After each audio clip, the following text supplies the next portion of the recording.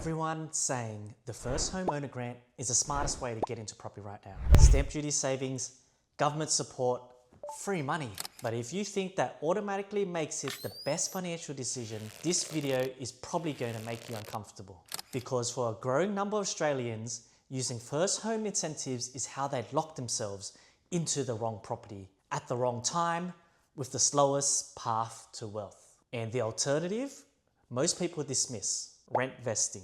This is often the strategy that quietly wins over the long term. Let me explain. I've spent years analysing Australian property markets, structuring finance, and helping buyers decide between owner-occupied and investment strategies. And what consistently shows up in the numbers is this. First home incentives help you buy property. They do not help you build wealth. By the end of this video, you'll understand three things. First, what the first homeowner grant and concessions actually do today, including established homes. Second, why rent vesting often produces a stronger financial outcome, even without incentives. And third, the situations where buying your first home does make sense so that you're not guessing. Because this decision doesn't cost $10,000 or $20,000. It can cost you hundreds of thousands over the next decade. Let's start with the biggest misconception. You can now buy established homes and still access first home concessions in parts of Australia. So this is no longer a simple new builds versus old homes conversation. But here's the uncomfortable truth. The issue was never the property type.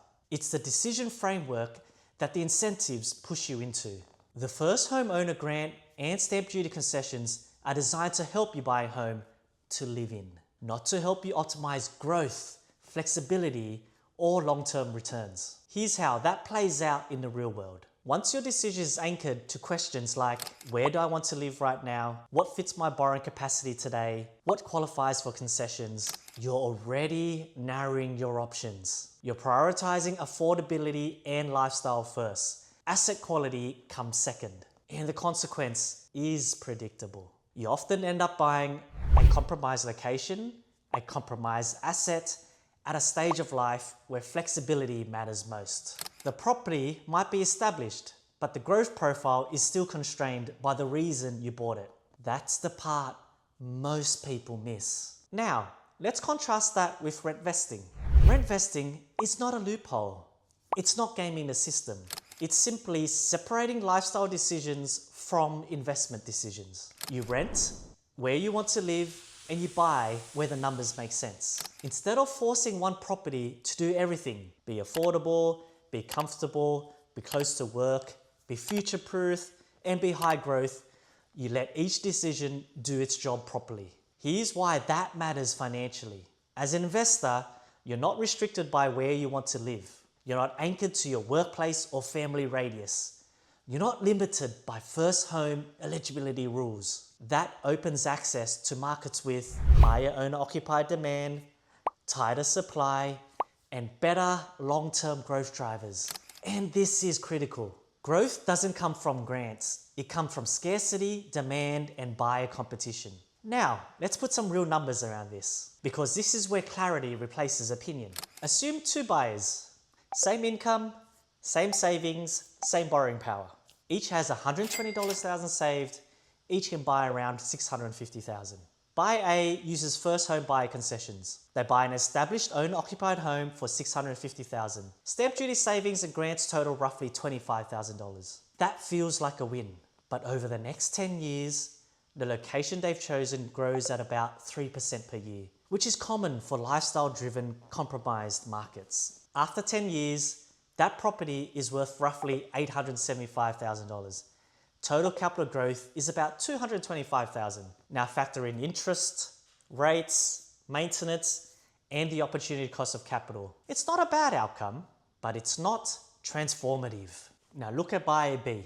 They rent where they want to live, and they buy an investment property for $650,000 in a stronger owner-occupied led market.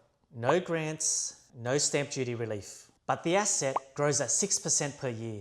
Not aggressive, just normal for quality markets. After 10 years, the property is worth about $1.16 million, Total capital growth is roughly $510,000. That's a $285,000 difference in growth alone. Before rental income, before tax deductions, before depreciation. This is the part people don't calculate. You didn't lose $25,000 by skipping a grant. You gave up nearly $300,000 by choosing a lower growth asset. That gap compounds further every year. Now, this doesn't mean rent vesting is always the answer. This is where your situation matters. Buying your first home can make sense if certain conditions are met. If you plan to stay long term, if your income is stable and rising, if the property itself has strong fundamentals, scarcity, land value, and owner-occupier appeal. But those conditions are far less common than people assume.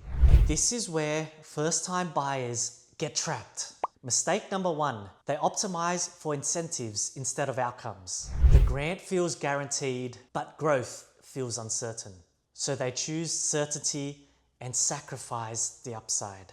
Mistake number two, they treat the first property as just to get started. This quietly kills portfolios because your first property determines your equity trajectory, your borrowing capacity, and how quickly you can move again. Mistake number three, they assume rent vesting is temporary. In reality, many of the strongest portfolios start with rent vesting and only later convert to owner-occupied once the numbers support it. Now, let's balance this properly. Here's what would need to change for rent vesting to stop working. Rental markets would need to loosen materially. Tax settings would need to shift significantly. Credit availability would need to tighten sharply. These are real risks, but they're visible risks. What's far more dangerous is locking yourself into a low growth asset early and hoping time fixes it. Here is the key point. Australia is not one property market. There are markets within markets.